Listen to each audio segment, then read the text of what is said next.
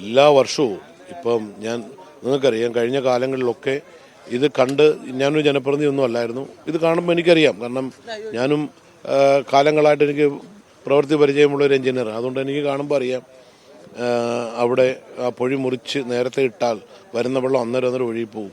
അതുകൊണ്ടാണ് ഞാൻ ആ സമയത്ത് വന്നതും അവിടെ അത് വൃത്തിയാക്കി ഇടാൻ പറഞ്ഞതും. അതിനുശേഷം അത് ഇപ്പം ഒരു കാര്യമുണ്ട്, ഇത് മൊത്തം മുറിച്ച് നേരത്തെ തന്നെ ഇട്ടാൽ നമുക്ക് കുട്ടനാട്ടിലെ വെള്ളപ്പൊക്കത്തിന് നല്ലൊരു പരിഹാരം ഉണ്ടാക്കാം. പിന്നെ ഇതിൽ കൂടിയാണ് നമ്മുടെ കുട്ടനാട്ടിൽ പെയ്യുന്ന മഴ വെള്ളം മൊത്തം ഒഴുകി പോകുന്നത്. കുട്ടനാടും അപ്പർ കുട്ടനാടും എല്ലാം ഇത് താങ്ങും. പക്ഷേ 2 ദിവസത്തേക്ക് മുമ്പ് നമ്മുടെ കിഴക്കൻമലയിലുണ്ടായ ഉരുൾപൊട്ടലും അവിടുത്തെ വലിയൊരു മഴയും ആണ് നമുക്ക് ഇത്രയും വലിയൊരു പ്രതിസന്ധി ഇപ്പോൾ ഉണ്ടാക്കിയേക്കുന്നത്. കുട്ടനാട്ടിലെ ഒരുവിധപ്പെട്ട എല്ലാ വീടുകളും വെള്ളത്തിലാണ്, എല്ലാ വീടുകളും. കാരണം അവരിൽ നമ്മൾ ഇന്നലെ കണ്ട ക്യാമ്പിൽ എന്ന് പറഞ്ഞാൽ വെറും നിർധനരായിട്ട് എങ്ങോട്ടും പോവാൻ കഴിവില്ലാത്തവരും പാവങ്ങളും രോഗികളെയാണ് ഇന്നലെ നമ്മൾ കണ്ടതിലും കൂടുതലും. അവർക്ക് എവിടെ പോകാൻ പറ്റും? അല്ലാതുള്ള ആൾക്കാർ വെള്ളം വന്ന് എന്തെങ്കിലും ആകുമ്പോഴത്തെ അവർ വണ്ടിയെടുത്ത് അവർ പലായനം ചെയ്യും അവിടുന്ന്. അത് കുട്ടനാട് കാലങ്ങളായിട്ട് അങ്ങനെ ഒരു ഇതുണ്ട്. അപ്പോൾ ഇതിനൊക്കെ ഒരു മാറ്റം ഉണ്ടാവണമെങ്കിൽ നമുക്ക് കുട്ടനാടിൻ്റെ തോടുകളെല്ലാം വൃത്തിയാക്കി, രക്ഷാപ്രവർത്തനം വൃത്തിയാവണമെങ്കിൽ എല്ലാ പായലും കടകളും മാറ്റി. ഇന്നലെ തന്നെ ഞങ്ങൾ ആറ്റിൽ കൂടെ പോയ വഴി ഈ പായലും കടകളും മാറ്റിയിട്ടിരുന്നെങ്കിൽ തോടുണ്ട്, ഇവിടെ ഇടത്തോടുണ്ട്, നമുക്കെല്ലാം എത്തിപ്പെടാം വളരെ സുരക്ഷിതമായിട്ട്. പോകാൻ പറ്റത്തില്ല, കാരണം അവിടെ എല്ലാം പായൽ കയറി കടകൾ കയറി 10-20 വർഷമായിട്ട് ക്ലീൻ ചെയ്ത് കിടക്കുക. ഇതെല്ലാം ക്ലീൻ ചെയ്ത് ഒരു സമഗ്രമായ ഒരു പ്രവർത്തനം നടത്തിയെങ്കിലേ ഇതിനെ തടയാൻ പറ്റൂ. എല്ലാ വർഷവും നമ്മൾ കുറേ ആൾക്കാരെ ക്യാമ്പിൽ കൊണ്ടുവന്ന് അവർക്ക് ആഹാരവും കൊടുത്ത് നാടിലെ മൊത്തം വെള്ളവും കയറി അവർക്ക് ബുദ്ധിമുട്ടുണ്ടാക്കി ഇട്ട് കാര്യമില്ല. കഴിഞ്ഞ വർഷം ഇതേ സമയത്ത് 4 ക്യാമ്പ് കഴിഞ്ഞു, 4 വട്ടം. ഈ പ്രാവശ്യം ദൈവാനുഗ്രഹം കൊണ്ട് നമ്മളിവിടെ തുറന്നിട്ടിരുന്നു. അതുകൊണ്ട് കുട്ടനാട്ടിൽ പെയ്യുന്ന മഴ ഇച്ചിരി കുറവുണ്ടായിരുന്നു, പക്ഷെ പെയ്യുന്നതെല്ലാം ഒഴുകി പോകുമായിരുന്നു.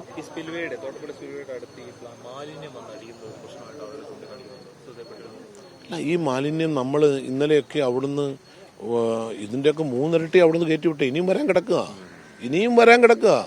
ഇന്നലെ 4 പാലത്തിൽ നിന്നാണ് ടൺ കണക്കിനാണ് ഇന്നലെ നിർബന്ധമായിട്ട് ഞാൻ തന്നെ നിന്ന് കോൺട്രാക്ടറെ വിളിച്ചു വരുത്തി എക്സിക്യൂട്ടീവ് എഞ്ചിനീയറും കൂടെ വന്ന് അത് മാറ്റാൻ നിർബന്ധം പറഞ്ഞ് രാത്രിക്ക് രാത്രി എക്യുപ്മെൻറ്റ്സ് വന്നു. ഇന്നലെ കൊണ്ട് അതെല്ലാം മാറ്റി. ഇന്നലെ മെനങ്ങാന്നുകൊണ്ട് പിന്നെ അവിടെ എല്ലാം പിന്നെയും വന്നുകൊണ്ടിരിക്കുക. കാരണം ഇതെല്ലാം കിഴക്കൻമലയെ ഉരുൾപൊട്ടി വരുന്ന അഴുക്ക, കൂടുതലും പ്ലാസ്റ്റിക് മാലിന്യങ്ങളാണ്. ഇത് മെനങ്ങാന്ന് രാത്രി കുറേ മാറ്റിയതാണ്. പക്ഷെ ഇന്നലെ രാത്രിയിൽ ഇത് മാറ്റുമെന്നാണ് ഞാൻ പ്രതീക്ഷിച്ചത്. പക്ഷേ അത് മാറ്റിയിട്ടില്ല.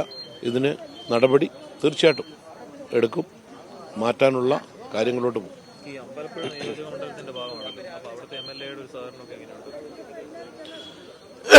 അമ്പലപ്പുഴ വെള്ളപ്പൊക്കം ഇല്ലല്ലോ. കുട്ടനാടിലെ വെള്ളപ്പൊക്കമല്ലേ ഇങ്ങോട്ട് വരുന്നത്. അമ്പലപ്പുഴയുടെ വെള്ളപ്പൊക്കം, അമ്പലപ്പുഴ പാവപ്പെട്ട കടൽ തീരത്ത് താമസിക്കുന്ന ആൾക്കാർക്കാണ് കടൽ ക്ഷോഭത്തിൽ കൂടെ ഉണ്ടാവുക. അല്ലാതെ അമ്പലപ്പുഴ വെള്ളപ്പൊക്കം ഇവിടെ ഒന്ന് കാണിച്ചെന്ന്, എവിടെയെങ്കിലും ഒന്ന് കാണിച്ചെന്ന്, ഏതെങ്കിലും ഒരു സ്ഥലത്ത് പഞ്ചായത്തിൽ കാണിച്ച്. നീ ഇതിന്റെ പേരിൽ അങ്ങോട്ടും ഇങ്ങോട്ടും എല്ലാവർക്കും പറയാം അവിടെ വെള്ളപ്പൊക്കം. അമ്പലപ്പുഴ ഒരു വെള്ളപ്പൊക്കവും ഇല്ല. അമ്പലപ്പുഴ കടൽക്ഷോഭം ഉണ്ടാവും, അതെല്ലാ കാലങ്ങളിലും ഉള്ളതാണ്.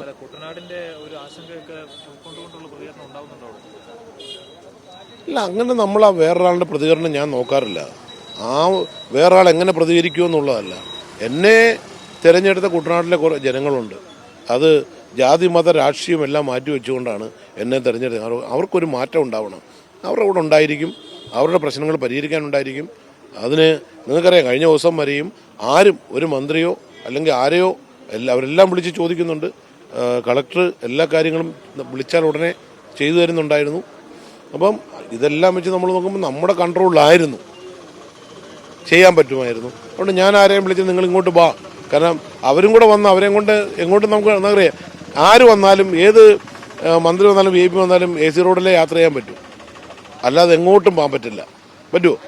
അപ്പം നമുക്ക് അതല്ല പ്രധാനം ജനങ്ങളെ ഓരോ സുരക്ഷിത സ്ഥാനത്തെത്തുക. അത് ഇന്നലെ കൊണ്ട് കുട്ടനാട്ടിലെ ഒട്ടുമിക്ക ജനങ്ങളെയും എത്തിച്ചു. പക്ഷേ ക്യാമ്പിലൊക്കെ സാധനം എത്താനും ഇന്നും ആൾക്കാർ ക്യാമ്പിലോട്ട് വന്നുകൊണ്ടിരിക്കുക. രാവിലെയും വിളി വന്നു. ഇപ്പോൾ ഏറ്റവും വലിയൊരു പ്രതിസന്ധി നേരിടുന്നത് കർഷകരുടെയാണ്. കാരണം അവർ പാടം രാത്രി ഉറക്ക വിളച്ചിരുന്നാണ് ചാക്കിൽ മണ്ണ് കെട്ടി പ്രൊട്ടക്ട് ചെയ്തുകൊണ്ടിരിക്കുന്നത്. 1-2 പാടങ്ങളുടെ മട പൊട്ടി. ഒരെണ്ണം പൊട്ടിയാൽ കണ്ടിന്യൂസ് പിന്നെ കയറി എല്ലാം പൊട്ടും. നമ്മൾ KML നിന്നാണ് മണ്ണ് വരുത്തി കൊടുത്തത്. അവർക്ക് ചാക്കി കെട്ടി നിരത്താൻ മണ്ണിൻ്റെ മണ്ണ് കുറവാണ്. അപ്പോൾ ഇപ്പോഴും വിളിച്ച് പറഞ്ഞിട്ടുണ്ട് മണ്ണ് വരാൻ വേണ്ടിയുള്ള. അല്ല, കാരണം ഈ മന്ത്രി തലത്തിൽ നമ്മൾ ആരോടൊന്നും അവരെല്ലാം ഇതിനു വേണ്ടി ഓടി നടക്കുന്നുണ്ട്. മുഖ്യമന്ത്രി ഞാൻ രാവിലെ വിളിച്ചു. അപ്പം മുഖ്യമന്ത്രിയെ കിട്ടിയിട്ടില്ല. ഞാനിപ്പോൾ അത് തിരിച്ചു, കാരണം ഇന്നിപ്പം എനിക്ക് തോന്നുന്ന ഇതുണ്ടല്ലോ, എൻ്റെ കയ്യിരിക്കുന്ന നമ്പർ പുള്ളിയുടെ പഴയ പേഴ്സണൽ നമ്പറാണ് എൻ്റെ ഉള്ളത്. കാരണം അത് വെച്ചാണ് ഞാൻ വിളിക്കുന്നത്. പക്ഷെ കിട്ടിയില്ല. മുഖ്യമന്ത്രി വിളിക്കും. കുറച്ചുകൂടെ കഴിഞ്ഞിട്ടിപ്പോൾ അവിടെ ക്യാബിനറ്റ് നടക്കുക. കഴിഞ്ഞ ഉടനെ മുഖ്യമന്ത്രി വിളിച്ച് സംസാരിച്ചിട്ട് ഇതേ ഉള്ളൂ. മുഖ്യമന്ത്രി വരുന്നതല്ല അതിനെക്കാട്ടിൽ നമുക്ക് ഇത്രയും പ്രശ്നങ്ങളൊക്കെ വെക്കുമ്പോൾ മുഖ്യമന്ത്രി അതിലൊന്നും ഇടപെടണ്ടേ? ഇതിനൊരു കാര്യങ്ങൾ കുട്ടനാട്ടിൽ കാലങ്ങളായിട്ട് കുട്ടനാട്ടിലെ ജനങ്ങൾ ഇതുമായിട്ട് അങ്ങ് പൊരുത്തപ്പെട്ട് പോകുന്നു എന്നൊരു ചിന്ത എല്ലാവർക്കും ഉണ്ട്. നമുക്കത് അല്ല, ഇതിനൊരു മാറ്റം ഉണ്ടാക്കണം. കാരണം കഴിഞ്ഞ പ്രാവശ്യം ബജറ്റിൽ കുട്ടനാടിന് വേണ്ടി യാതൊരു തരത്തിലുള്ള ഇതുണ്ടായിരുന്നു, അവഗണിച്ച് ഇപ്പം ഈ ഇത്തരത്തിൽ ബുദ്ധിമുട്ട് 2018 ഒരു സമാനമായിട്ടുള്ള ഒരു ബുദ്ധിമുട്ട് നേരിടുന്നു. അപ്പോഴും മുഖ്യമന്ത്രി ഇടപെടുന്നില്ല. ഇല്ല, അങ്ങനെയൊന്നുമില്ല. കാരണം മുഖ്യമന്ത്രി ഇന്നലെ തിരുവല്ല വരെ ഉണ്ടായിരുന്നല്ലോ, തിരുവല്ലയിലൊക്കെ ഉണ്ടായിരുന്നു. അപ്പം സത്യത്തിൽ ഞാൻ വിളിച്ചിട്ട് ഇവിടെ വരണം, ഇവിടെ ഒന്ന് വിസിറ്റ് ചെയ്യണമെന്ന് ഞാൻ പറഞ്ഞിട്ടില്ല. MLA എന്ന നിലയിൽ എൻ്റെ ഉത്തരവാദിത്വമാണത്.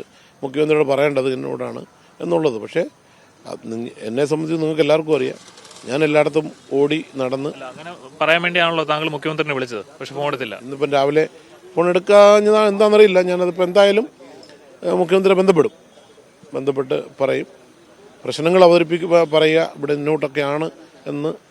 ഈ ഇന്നും നിലയും ഒക്കെ നമ്മൾ വിചാരിച്ചത് ഇന്നലെ രാത്രിയുടെ കുറച്ച് വെള്ളം ഒഴുകി അങ്ങ് ഇറങ്ങിപ്പോവും, അപ്പോൾ ഒന്ന് സുരക്ഷിതം ഒന്നുകൂടെ ആവും എന്നായിരുന്നു. പക്ഷേ ഇന്നതില്ല. ഇന്ന് നല്ല മഴയും പിന്നെയും വെള്ളം വന്നുകൊണ്ടിരിക്കുന്നു, രാത്രി വെള്ളം വന്നുകൊണ്ടിരിക്കുന്നു.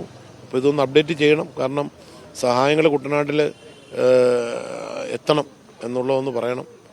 ബാക്കി റവന്യൂ മന്ത്രിയെ കാണണം, റവന്യൂ മന്ത്രി ഒന്ന് വരണം, വിസിറ്റ് ചെയ്യണം എന്നൊക്കെ ഇന്ന് പറയാൻ വേണ്ടിയാണ് രാവിലെ മുതൽ ആ ഒരു ജോലിയിലായിരുന്നു.